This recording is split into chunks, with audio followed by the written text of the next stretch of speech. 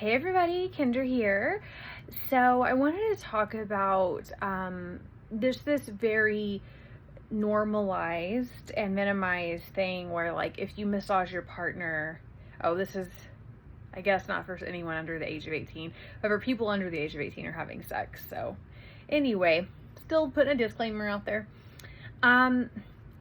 Basically, every time you do something for your partner expecting sex, especially if it's like a massage or rubbing their feet or back or I guess just anything that you do having like this tit for tat expectation, that's a very unhealthy characteristic in relationships. It's not going to get you very far in relationships. It'll get you into a lot of arguments. It'll get you into feeling contempt, resentment, wedges being there, and feeling a lot of people just are fine in those relationships. They just kind of are roommates. But if you're really wanting a fulfilling, healthy relationship, you're really wanting to completely deconstruct what most of the world considers healthy in relationships and bring into your life what is healthy in a relationship. And that takes a lot of unlearning and relearning. It takes a lot of self-introspection. It's challenging, but it is doable and it's accessible. So it's really important to also learn how to discuss with your partner how to say that you don't want to have sex and how when you do want to have sex, right? So with my partner and I, we're just like, hey, let's, go have sex. That kind of thing. We don't schedule it. Some people might want to schedule it. We are not those people, but that's okay too. But it's also important to discuss how to say no, and then to manage the emotional triggers that happen whenever you get that no from your partner, and to respect their no. You might even discuss why they're saying no. You might discuss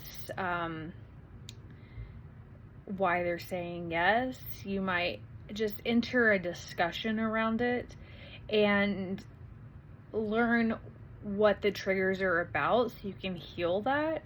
And even if you're feeling kind of upset about it, you can be like, hey, what's going on, or this or that, or what have you.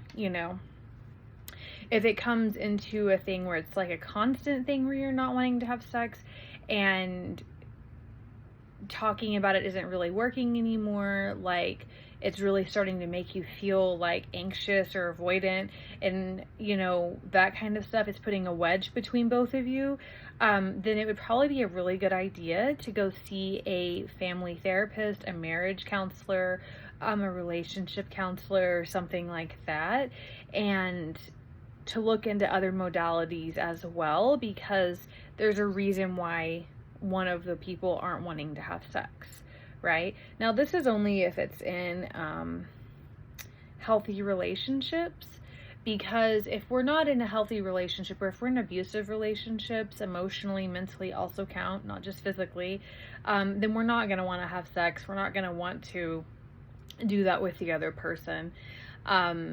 So most all of the information I give is in healthy relationships where abuse is not involved, because what I talk about is only going to be viable if you're not being emotionally, mentally, and physically abused. But yeah, so start having that discussion. Also, it's on the Gottmans. They also talked about having discussions around saying yes and no for sex and stuff. I really recommend looking at their website, signing up for their free emails, and getting those downloads for you and your partner. I have a lot of resources, links below, so go ahead and look at those.